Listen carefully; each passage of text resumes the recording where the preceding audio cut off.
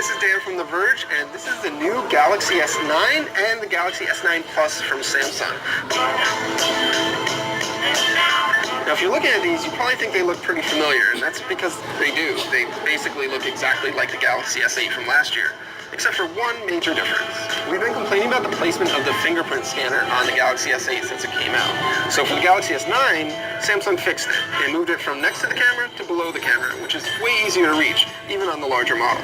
Now otherwise, they are very similar in design. You've got a 5.8-inch display on the S9, 6.2-inch display on the S9 Plus. They're still Super AMOLED screens. They still have the same high-res displays. They still have the curved sides that Samsung calls this infinity display that spills over the edge.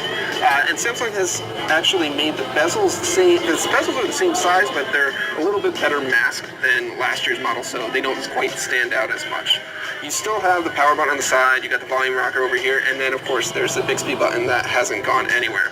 And on the bottom, there's still the headphone jack, which you get on both models. Now, a lot of the new things you can't actually see, but they are appreciated. It's got stereo speakers now, so the earpiece speaker works in conjunction with the bottom speaker to produce stereo sound. The camera has been new and improved, and I'll get into that in a minute. It's got a Qualcomm Snapdragon 845 processor inside of it. There's 4 gigabytes of RAM in the small model. There's 6 gigabytes of RAM in the bigger model. 3,000 milliamp hour battery here, 3,500 milliamp hour battery here. Both of them have fast charging. Both of them have fast wireless charging. Both of them have IP68 water and dust resistance. Both of them have 64 gigabytes of storage. Both of them have micro SD card slots, and both of them have gigabit LTE. So a lot of those things are familiar to S8 owners. But the big difference that Samsung is touting this year is the cameras. And you can see on the S9 it has a single camera, and on the S9 Plus it now has a dual camera, which is very similar to the Note 8's dual camera. So it's got a wide-angle lens and a telephoto lens, which lets you get closer to your subject or do different types of blurring, what Samsung calls live focus effects. On both models, you do have a new variable aperture lens, which means that the aperture on the camera goes from 1.5, which is brighter than last year's phone and one of the brightest lenses on the market, and you can close it down to f2.4 if you're in a very bright environment. If you're outdoors, sunlight, and you've got too much light, you can shut down the aperture for better quality photos there. And you can do that automatically through the Samsung's camera app, or if you go into Pro mode, you can actually switch between the two, which is pretty neat. This is the first phone we've seen with a mechanical, physically changing aperture, which is very interesting. It is locked at 1.5 or 2.4. It doesn't do any values in between, but it still is more than pretty much any other phone offers you. In terms of the camera quality itself, it's still a 12 megapixel sensor, but Samsung says it now has next generation dual pixel autofocus, so it's got faster, more reliable autofocus. It does more processing on chip, so you get better noise reduction than the prior generation, up to 30% so in certain situations.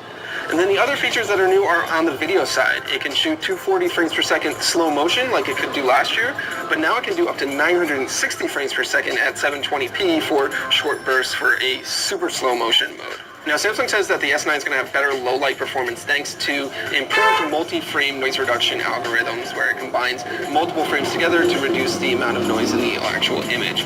We're going to be testing this out once we have a review in it, but so far the early impressions are pretty promising. Now, the camera app has also been redesigned, so it's a little bit easier to use. You can switch between modes by just swiping, which is way easier than Samsung's older user interface, and you can quickly switch there. There is, of course, the Pro mode, which gives you full manual controls over white balance and aperture and shutter speed and such. So the other thing that's new with the camera is Samsung's new AR emoji, which is basically its take on the iPhone's Animoji feature.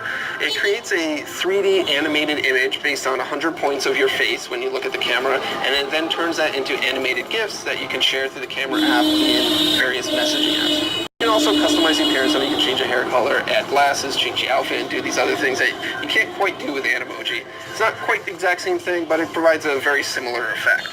Samsung has also improved and upgraded its flagship features like Bixby, which has a new user interface design. It has a couple of new features. It can also take a picture of food and estimate its calorie count that you can then link to Zelta as well. Samsung's also upgraded the DeX feature, which lets you use your phone as a full desktop environment with various open apps and things like that. It used to be using a docking station with the Galaxy S8. Now it has a new accessory called the DeX Pad, which is basically a flat pad and lets you use the phone as a trackpad or keyboard if you don't happen to have an external mouse or keyboard with you.